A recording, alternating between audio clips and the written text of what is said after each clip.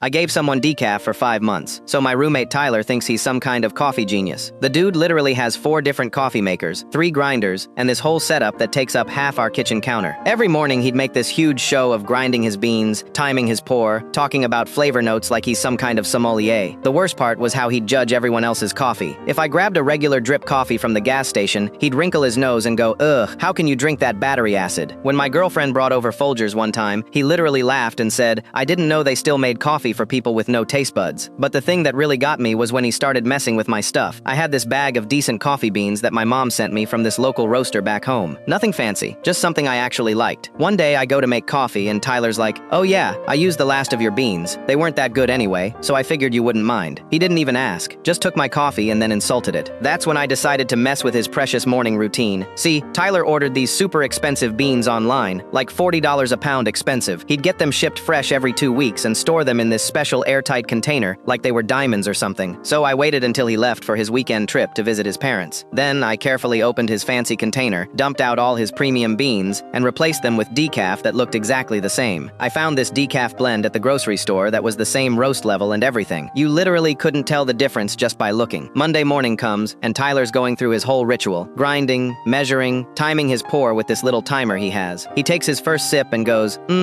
perfect as always." I'm sitting there eating cereal trying not to laugh. For the next few weeks, Tyler kept talking about how his coffee game was on point. He'd post pictures on Instagram with captions like, "Starting the day right with this amazing single origin." Meanwhile, the dude was basically drinking fancy hot water. The best part was watching him try to figure out why he was so tired all the time. He'd be like, "I don't get it. I'm drinking the same amount of coffee, but I feel like garbage." He started drinking more and more cups, thinking maybe he was building a tolerance. By month 3, he was downing like 6 cups a day of decaf and wondering why he felt weird. He even went to the doctor thinking something was wrong with him. Spent $200 on blood tests and everything. The doctor told him he was fine, maybe just stressed from work. Tyler started taking these expensive vitamin supplements thinking that would help with his energy. Around month 4, I started feeling bad watching him struggle, but then he pulled another Tyler move. My sister came to visit and brought this really nice bag of coffee from her favorite shop. Tyler tried it and immediately started lecturing her about how the beans were over-roasted and the grind was wrong. My sister just wanted to be nice and share something she liked. That killed any guilt I had left. It finally ended when Tyler ran out of his good beans and couldn't get more shipped right away. He asked if he could borrow some of my coffee until his order came in. I gave him some regular caffeinated stuff I had lying around. 20 minutes after drinking it, Tyler comes running into the living room all jittery and weird. "Dude, what was in that coffee? I feel like I'm vibrating." That's when he realized he'd been drinking decaf for months, and his body forgot what actual caffeine felt like. I never told him it was me.